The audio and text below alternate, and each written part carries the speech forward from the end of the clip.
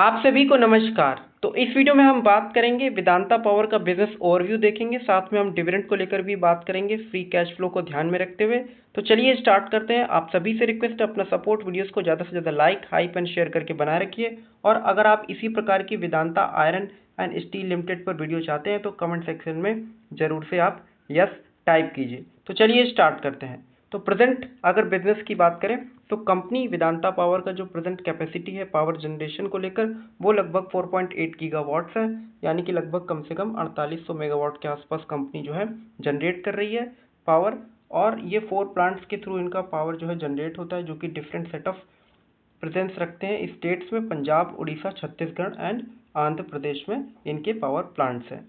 वहीं अगर हम रेवेन्यू विजिबिलिटी की बात करें तो काफ़ी स्ट्रांग नज़र आती है, क्योंकि कंपनी जो है long term power purchase agreements state utilities कंपनियों के साथ साइन करती है, जिससे क्या होता है इनकी जो पावर्स हैं यानी कि जो कैश फ्लो है वो लंबे समय के लिए बंध जाता है, जिससे इनको जो है प्रिडिक्टेबल जो है कैश फ्लो देखने को मिलता है। तो ये इनका जो है अच्छा खासा इनको रेवेन्यू को इनके मजबूती देता है।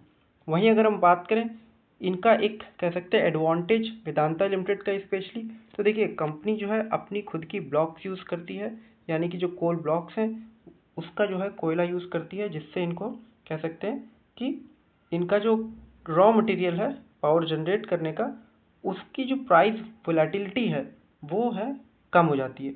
क्यों कम हो जाती है? क्योंकि अब कंपनी को जो है इंपोर्ट नहीं करना है या किसी दूसरे पर्टिकुलर कंपनी से उनको बाय नहीं करना है कोल, और वो खुद का कोल इस्तेमाल कर सकती हैं। डिफरेंट सेट ऑफ इनकी कोल माइंस हैं और वहाँ से इनका जो ऑपरेटिंग मार्जिन है वो काफ़ी जो है बेहतर होता है। तो ये कह सकते हैं एक तरीके से कंपनी के लिए प्लस पॉइंट में काम करता है। अगर हम इनका विज़न देखें तो कंपनी जो है टारगेट करके चल रही है कि कंपनी प्राइवेट सेक्टर में टॉप 3 जो है thermal power player by FY33 तक बनने का इनका प्लान है। उसको ध्यान में रखते हुए कंपनी जो है कैपेसिटी एक्सपेंशन करने का प्लान कर रही है, जो कि ये करेगी ब्राउन फील्ड प्रोजेक्ट्स के साथ। और साथ में इसका कह सकते हैं कि राइजिंग जो पावर डिमांड है, यानी कि जो पावर डिमांड बढ़ेगी उससे भी जो है कंपनी को बेनिफिट देखने को मिलेगा। तो ये जो इनका ग्रोथ है वो कहीं ना कहीं पूरा होते हुए देखने को मिल सकता है। वहीं टेलविंड्स की बात करें, यानी कि ग्रोथ की जब हम बात कर रहे हैं, तो आने वाले समय में जैसा कि आप सभी जानते हैं कि डेटा सेंटर का बोलबाला है आज के समय में, AI और EV चार्जिंग इंफ्रास्ट्रक्चर जो कि अभी इंडिया में नामात्र है, धीरे धीरे स्लोली एंड ग्रेजुअली बढ़ने वाला है। अर्बनाइजेशन जैसे जैसे बढ़ेगा, इसके साथ साथ मैन्युफैक्चरिंग इंडस्ट्रीज़ अभी हमारे इंडिया में अगर हम देखें तो मैन्युफैक्चरिंग कैपेबिलिटीज़ उतनी बेहतर नहीं है एज़ कम्पेरिजन टू चाइना और अदर जो नेशन से जो हैवी मैन्युफैक्चरिंग करते हैं। तो उस हिसाब से जो है पावर की डिमांड जो है आने वाले समय में बढ़ेगी। और अगर आप एक चीज़ ध्यान दें तो पर कैपिटा यानी कि पर पर्सन अगर आप देखेंगे तो पावर का यूसेज जो है अभी इंडिया में काफ़ी कम है as comparison to developing nation. जैसे जैसे इंडिया जो है हमारा डेवलपिंग यानी कि डेवलप्ड नेशन बनेगा, उस केस में जो है हम भी ज़्यादा से ज़्यादा पावर इस्तेमाल करेंगे, यानी कि पर पर्सन जो है ज़्यादा पावर इस्तेमाल करेगा, जिसका बेनिफिट आपको सभी कंपनियों को देखने को मिलेगा। वहीं अगर हम इनकी प्रेजेंट फाइनेंशियल स्नैपशॉट देखें तो उसमें जो है कंपनी ने जो FY26 मार्च तक के जो डिक्लेयर किया, रेवेन्यू तो इनका अच्छा खासा ग्रोथ है, रेवेन्यू में अच्छी खासी ग्रोथ है, लेकिन नेट लॉस इन्होंने 1713 करोड़ रुपीज़ का दिखाया है। और इसके पीछे रीज़न है इनकी हाई कॉस्ट और जो डेट है उसके कारण जो है कंपनी जो है इस समय लॉस में आपको देखने को मिल रही है। तो इसके अलावा अगर हम देखें इनका डेट प्रोफाइल तो काफ़ी ज़्यादा कर्ज जो है अप्रॉक्सीमेटली 5432 करोड़ रुपीज़ देखने को मिलता है। लेकिन एक चीज़ कह सकते हैं कि अभी प्रेजेंट टाइम पर कंपनी ने कोई भी लोन डिफ़ॉल्ट नहीं किया है रिगार्डिंग सर्विसिंग द लोन, और कोई भी ऐसी चीज़ अभी तक नहीं हुई है जिसका कह सकते हैं कंपनी पर निगेटिव असर पड़े उनकी लायबिलिटी पर या कह सकते हैं गुडविल पर। तो ये एक कह सकते हैं कि थोड़ा सा पॉजिटिव सेगमेंट है। और जैसे जैसे कंपनी जो है डी लेवरेज करेगी यानी कि जो डेट है उसको कम करेगी, तो उस केस में जो है डेफिनेटली जो है कंपनी को बेनिफिट देखने को मिलेगा और कंपनी का EBITDA as well as PAT जो है वो पॉजिटिव वे में देखने को मिल सकता है।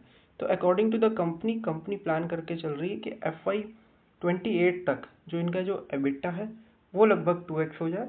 और ये कैसे होगा, इसमें जैसा कि आपको बताया कि जो इनका ग्रोथ प्लान है वो काफ़ी बेहतर है, और उसके साथ साथ कंपनी प्लान करके चल रही है कि और भी जो कोल माइंस हैं उनको जो है कमर्शियल पर्पस के लिए अगर वो फिट बैठती हैं तो उनको भी कह सकते हैं उसके लिए भी ऑक्शन किया जा सके। साथ में कंपनी का जो अभी प्रेजेंट टाइम पर जो कैश फ्लो है वो आप जैसा कि देख पाएंगे कि वो अभी निगेटिव है, लेकिन कंपनी टारगेट करके चल रही है, ये फोरकास्टेड है।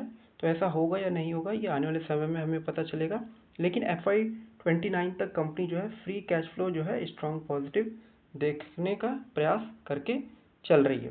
तो इस हिसाब से देखें तो अभी जो डिविडेंड पॉलिसी हो सकती है वो अभी हमें आने वाले दिनों में जैसे कभी कंपनी अगर डिक्लेयर करती है तो उस हिसाब से पता चल सकता है, या कह सकते हैं कि कंपनी अगर कोई भी रिजल्ट डिक्लेयर करती है तो जो भी रिजल्ट बेहतर आते हैं तो उस हिसाब से जो है डिविडेंड पॉलिसी का अंदाज़ा लगाया जा सकता है। लेकिन अभी कह सकते हैं कि अगर डिविडेंड कंपनी हाई दे तो उस केस में जो है अभी तो देखने पे लगता है कि ऐसा होना पॉसिबल नहीं है नियर फ्यूचर में, लेकिन सारी चीज़ें जो है कंपनी पर डिपेंड करती हैं। वंस अगर फ्री कैश फ्लो जनरेशन जो पॉजिटिव हो जाता है उस केस में जो है आपको अच्छा खासा डिविडेंड भी देखने को मिल सकता है। वहीं अगर हम कुछ बिजनेस रिस्क की बात करें तो एनवायरमेंटल आपको रिस्क देखने को मिलेंगे, जैसा कि कभी कभी प्लांट किसी एरिया में लगाना है तो वहाँ पर प्लांट को लेकर जो है अप्रूवल नहीं मिल पाता है। इसके साथ साथ जो रिन्यूएबल ग्रोथ है उसका जो डिमांड पर इम्पैक्ट डेफिनेटली पड़ेगा, ज़्यादा से ज़्यादा लोग जो है अगर इस्तेमाल करेंगे रिन्यूएबल तो उस केस में जो है अभी कंपनी जो है थर्मल में है तो इसका भी थोड़ा सा निगेटिव इम्पैक्ट देखने को मिलता है। साथ में जो केपेक्स है वो इस सेक्टर में काफ़ी हाई है as comparison to other asset light business models. तो ये सब कुछ चीज़ें हैं जो डेफिनेटली कंपनी पर जो है अपना इम्पैक्ट डाल के चल सकती हैं। इसके अलावा अगर हम देखें कुछ रिस्क तो आप देख सकते हैं कि जो रिस्क है वो एनवायरमेंटल आपको बता ही दिया। इसके साथ साथ रिन्यूएबल कंपटीशन भी काफ़ी सारी कंपनियां जो है रिन्यूएबल सेक्टर में एंटर कर चुकी हैं, हाई केपेक्स है। और अगर आप बात करें स्ट्रेंथ की तो ग्रोथ पोटेंशियल काफ़ी बेहतर है और कंपनी इसके अलावा भी नियर फ्यूचर में कह सकते हैं कि आप अप्रॉक्सीमेटली काफ़ी सारे सेगमेंट में एंटर करने का प्लान कर रही है। तो बैटरी स्टोरेज हो गया, आपका न्यूक्लियर एनर्जी हो गया, इसके साथ साथ रिन्यूएबल एनर्जी हो गया एंड हाइड्रो। तो कंपनी इसमें भी जो है प्लान करके चल रही है कि एंटर करने का। अपार्ट फ्रॉम दिस कंपनी का जो है FY33 तक जो प्लान है वो प्लान ये है कि कंपनी जो है 33 के बाद जो है 20 गीगावाट के ऊपर का जो है इनका पावर जनरेशन का प्लान है। FY23 तक कंपनी जो है 12 गीगावाट तक जो है प्लान करके चल रही है अपनी कैपेसिटी को करने का। तो यहाँ पर कुछ स्ट्रेंथ जैसा कि आप सभी को बता दिया कि राइजिंग पावर जो है ये डेफिनेटली टेल विंड का काम करेगी। कोल सिक्योरिटी से इनको जो है मार्जिन में बेनिफिट देखने को मिलेगा और लॉन्ग टर्म जो पावर परचेज एग्रीमेंट्स हैं उससे इनको जो है कैश विजिबिलिटी भी देखने को मिलेगी। तो ये कुछ चीज़ें हैं जो डेफिनेटली वेदांता पावर को जो है बेनिफिट देके चल सकती हैं आने वाले समय में। अब जो भी फैसला होगा रिगार्डिंग डिविडेंड वो आपको जो है जब तक कि क्वार्टरली रिजल्ट्स 2 और 3 क्वार्टर जो रिजल्ट्स हैं वो नहीं रिलीज हो जाते तब तक ऐसा कुछ भी कहना पॉसिबल या कह सकते हैं जल्दबाजी होगी। तो फ्रेंड्स इस वीडियो में इतना ही। वीडियो अगर आपको इन्फॉर्मेटिव लगी हो तो लाइक कर दीजिए, शेयर कर दीजिए अपने मित्रों के साथ। इसी प्रकार की वीडियोस पाने के लिए चैनल को जरूर सब्सक्राइब कर लीजिए। अपना सपोर्ट बनाए रखिए। Thank you for watching.